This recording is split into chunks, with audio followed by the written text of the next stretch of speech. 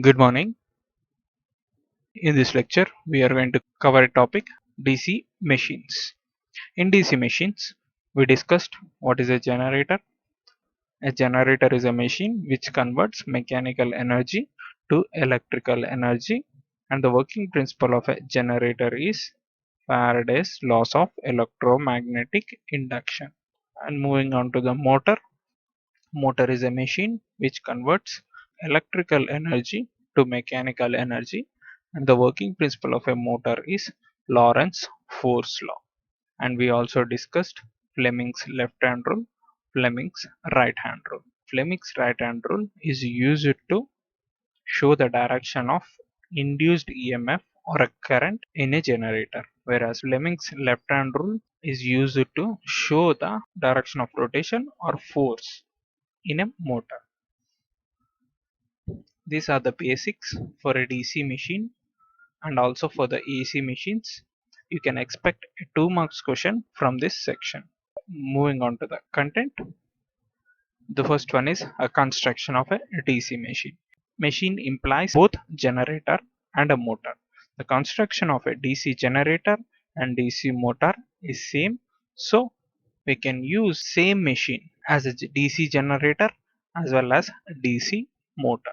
So in construction, the constructional part or parts in a DC machine are majorly classified into two types. The first one is a rotor, the part which rotates, and the second one is a stator, the parts which does not rotate. And we saw what are the elementary parts present in a rotor and what are the elementary parts present in a stator. Moving on to the next concept, working principle of a DC generator. Generator works on the principle of Faraday's laws of electromagnetic induction. For a DC generator, we also derived an expression for induced EMF across the armature terminals. Moving on to the next concept, the working principle of a DC motor. DC motor working principle is a Lorentz force law, and for a DC motor, we derived an expression for a torque, and finally, we studied the speed control of a DC motor. To control the speed of a DC motor, there are different control techniques, but we are going to study only these three control techniques which are most popularly used. The first one is armature resistance control method, field resistance control method, armature voltage control method. In armature resistance control method, an additional resistor is connected in series with the armature winding, and we are going to vary the resistance which is connected in series with the armature winding, and we are going to control the speed of the motor. And with the help of expression, we will see how the speed varies with the change in resistance. Moving on to the field resistance control method, here a additional resistor or a rheostat is connected in series with the field winding. By varying this resistor which is connected in series with the field winding, we can vary the speed of a motor. Similarly, we are going to see how the speed varies with the change in resistance value with the help of equations. Finally, the armature voltage control method. In this control method, we are going to vary the voltage applied to the armature. If this is an armature, we are going to vary the applied DC voltage to the armature, and this will in turn change the speed of the DC motor. Machines are classified into two types. The first one is DC generator and the second one is DC motor. Depending upon the number of supplies applied to the machine, generators or motors are again classified into two types. The first one is separately excited and the second one is self-excited. Similarly, motor is also classified into two types, separately excited and self-excited. In separately excited motor, the field winding is excited with a separate DC supply. But whereas in a self-excited DC motor, both the field winding and the armature are excited with a single DC voltage source. These self-excited DC motors or generators are again classified into three types. The first one is DC series generator, second one DC shunt generator, and the last one is DC compound generator. Similarly for the motor, DC shunt motor, DC series motor, DC compound motor. Our focus is on a DC shunt motor. We are not going to discuss DC series or DC compound motors or generators. We are going to discuss only DC shunt motors or generators. The performance of DC shunt motors or generators is similar to that of a separately excited DC machine. Generator. Generator is a machine which converts mechanical energy to electrical energy. Generator means simply supplies electrical energy. So the working principle of a generator is Faraday's laws of electromagnetic induction. What Faraday's laws of electromagnetic induction states that when you try to cut the magnetic flux lines with the help of a conducting material, either it can be of steel, iron, gold, silver, but it should be any conducting material. If I try to cut the magnetic flux lines, then EMF will be induced in this winding.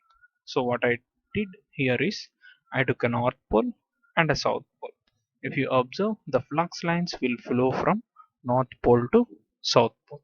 These are the direction of the flux lines, and I took conducting material. Suppose say the conducting material is a copper. I took a copper bar and I tried to cut the magnetic flux lines such that they move perpendicular to the magnetic flux lines. Suppose say we moved the conductor from bottom to top in this direction. In this direction. From bottom to top in this direction. Now obviously a EMF will be induced in the conductor. A question arises, now what is the direction of induced EMF? So to answer that question, Fleming came into picture and he gave a rule, Fleming's right hand rule, to tell the direction of induced EMF.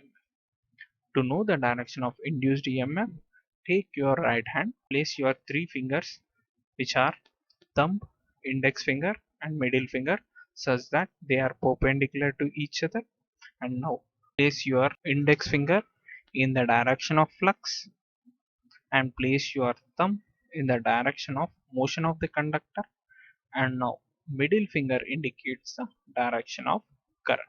So if you apply Fleming's right hand rule to this diagram, assuming the conductor is moving from bottom to top, then the current induced in the conductor will be inside the screen, assuming the conductor is perpendicularly out of the screen.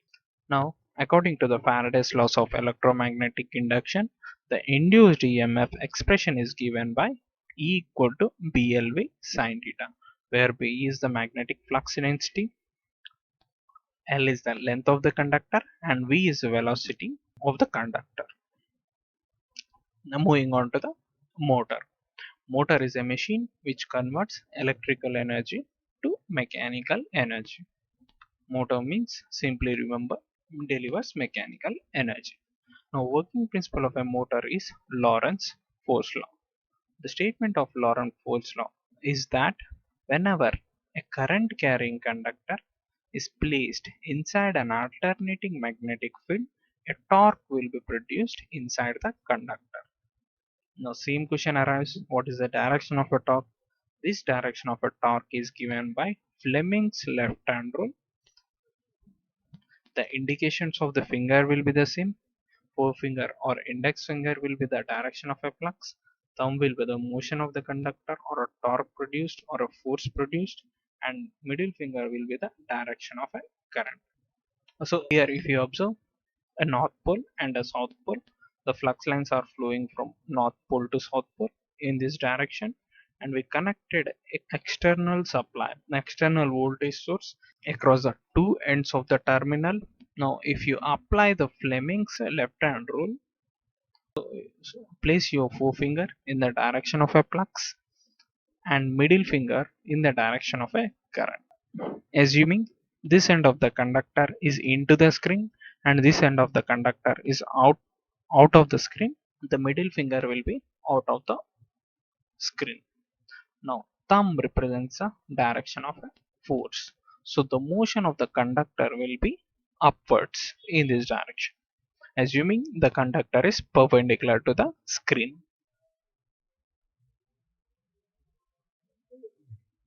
Finally, the expression for force developed on the conductor is given by F equal to BIL sin theta, where B is magnetic flux density, I is the current flowing in the conductor, and L is the length of the conductor.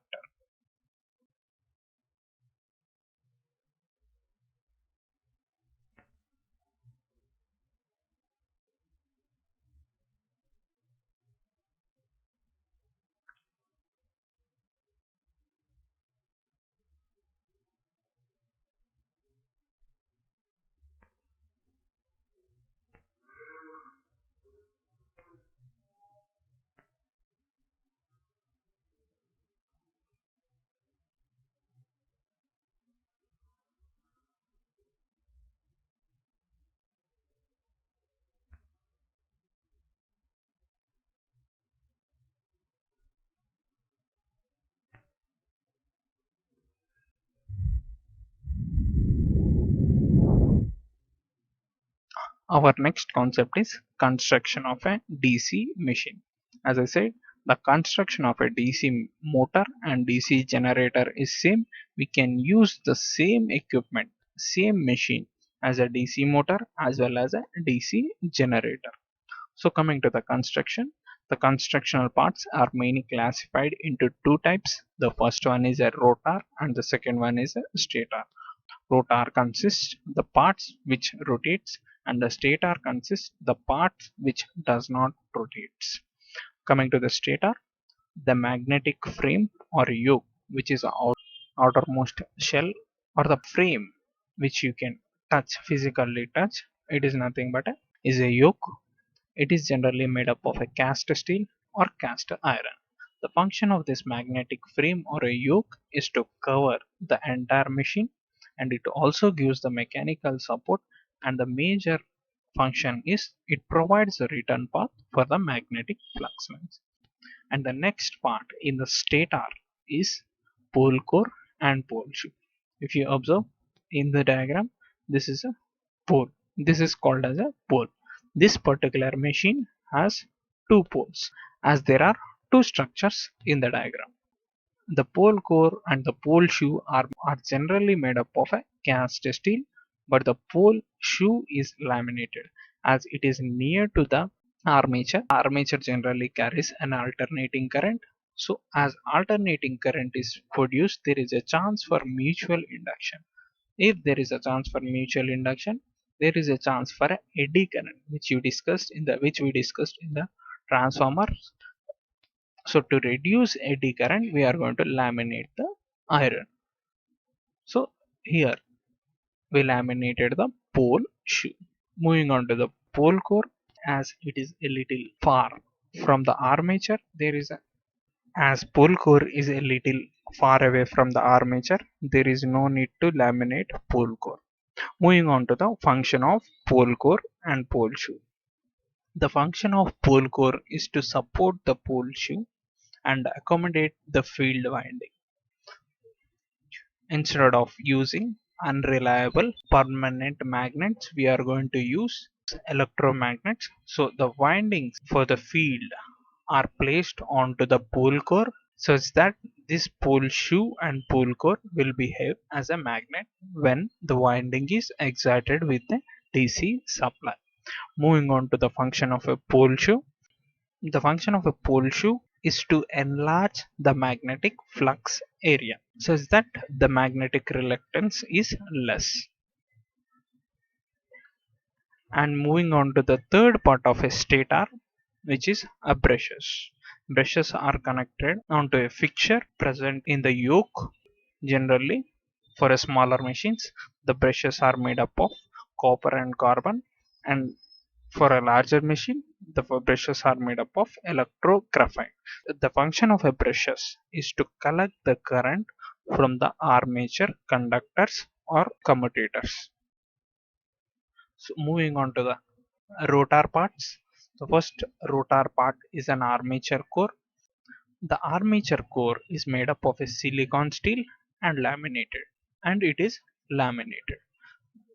The reason we choose a silicon steel is to reduce the hysteresis losses occur in the armature core, as armature windings contain alternating flux, so there is a need to reduce a hysteresis losses.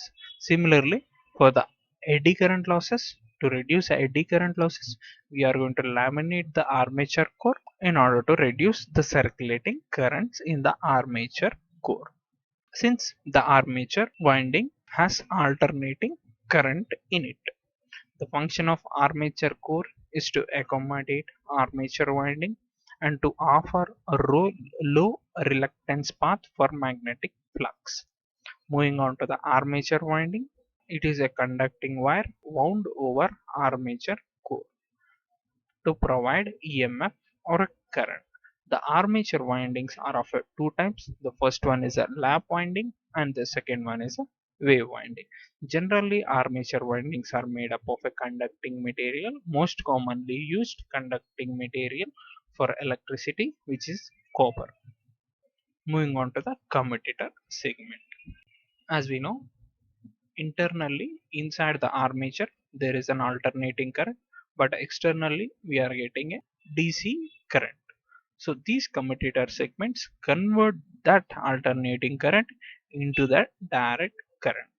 Generally, the commutator segments are made up of hard drawn copper. It is a specially treated copper to reduce wear and tear, and the function of a commutator is to convert the alternating voltage into a pulsating direct voltage.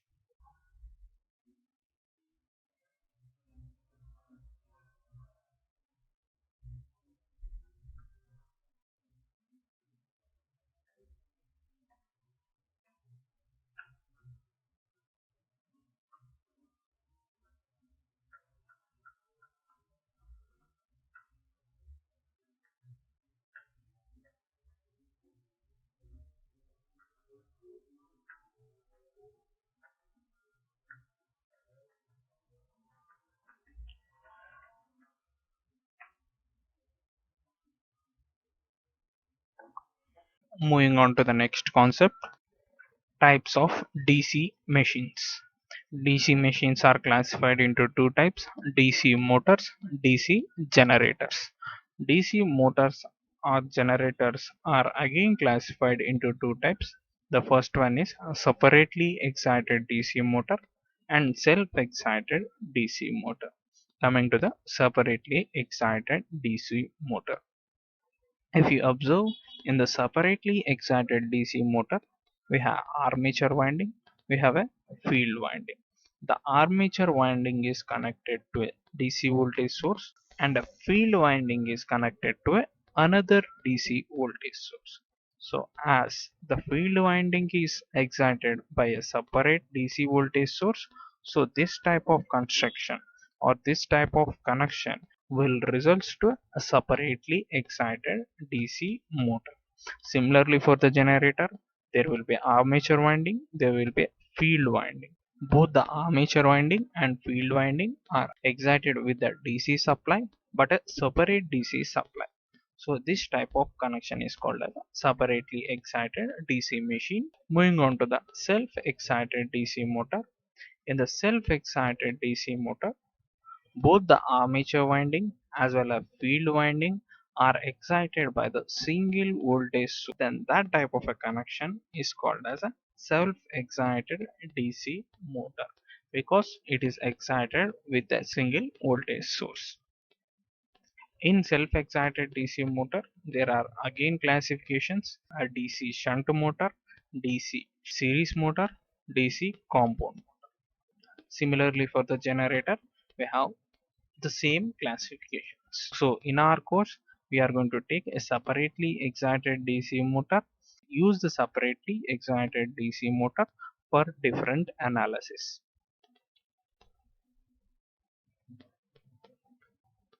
Moving on to the speed control methods of separately excited DC motor.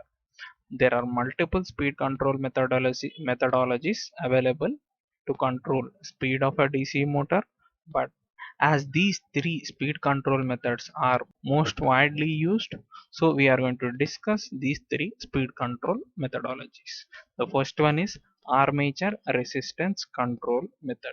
Second one, field resistance control method. Third one, armature voltage control method.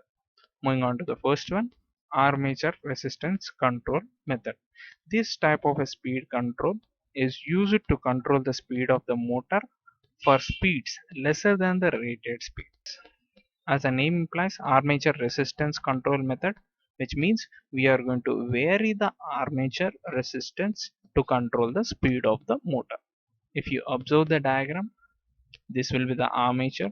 This is the representation of armature, and an additional resistor or a rheostat is connected in series with the armature, and then it is connected to a DC voltage source. As it is separately excited DC motor, a separate DC supply is connected across a field winding.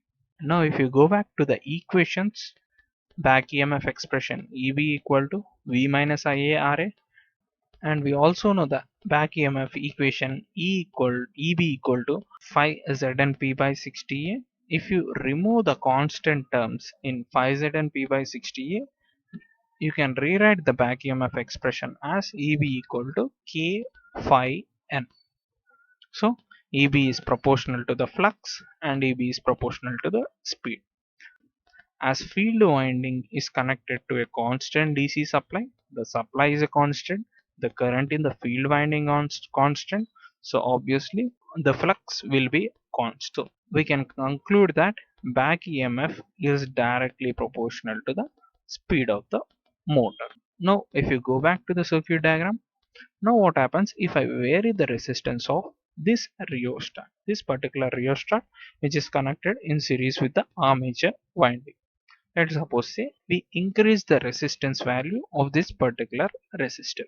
If I increase the resistance value, if you observe this expression, if I increase the R value, this particular term value will increase.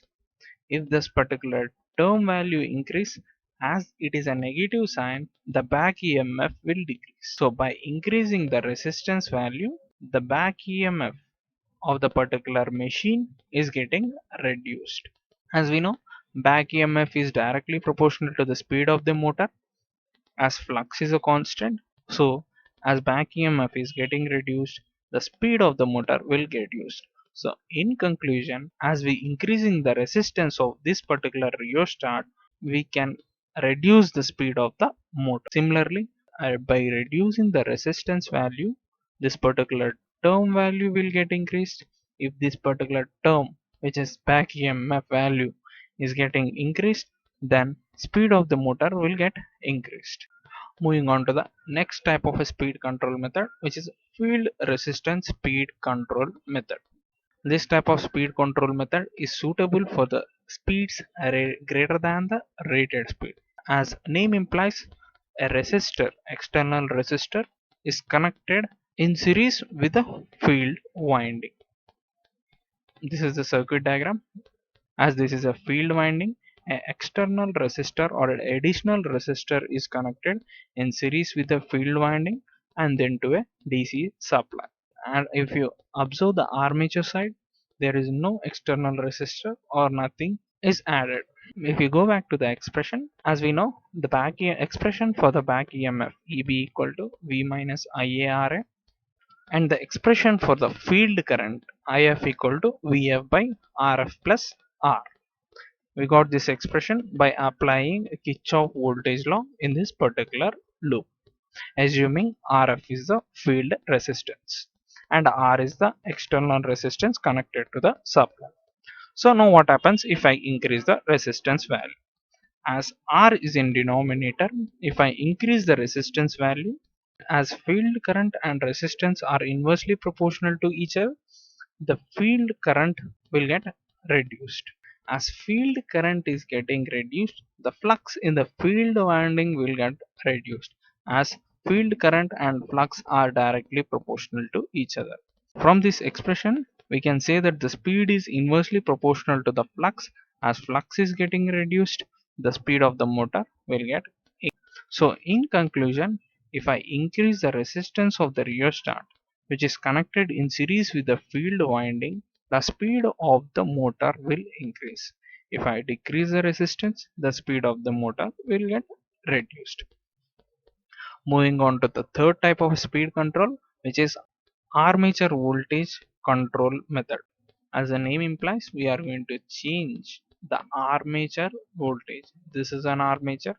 The supply voltage which is connected to the armature is V. You are going to vary the V and change the speed of the motor. So if you observe the equation, we have a back EMF equation, EB equal to V minus IA RA, and a field current IF equal to VF by RF. As a DC supply connected to the field winding is a constant and field winding resistance is a constant, the field current will be also constant. If field current is constant, the flux will be constant, as field current and flux are directly proportional to each other. Moving on to this expression, if you observe, the back EMF is directly proportional to the voltage, ignoring this term. So if you increase the voltage, applied voltage, the back EMF will increase. If a back EMF increases, from this expression, as flux is a constant, we can say that the speed of the motor will increase. So in conclusion, if I increase the applied voltage, the speed of the separately excited DC motor will increase. If I reduce the applied voltage, the speed of the separately excited DC motor will get reduced. Construction and working principle of electrical machine. Any type of electrical machine is most important for a long answer questions. Next, study the speed control of a DC motor. The definition of a generator and working principle of a generator, which is a Faraday's laws of electromagnetic induction, working principle of a motor, which is a Lorentz force law, and Fleming's left hand rule, right hand rule. Basic definitions are important, and you can expect a short answer question from this section.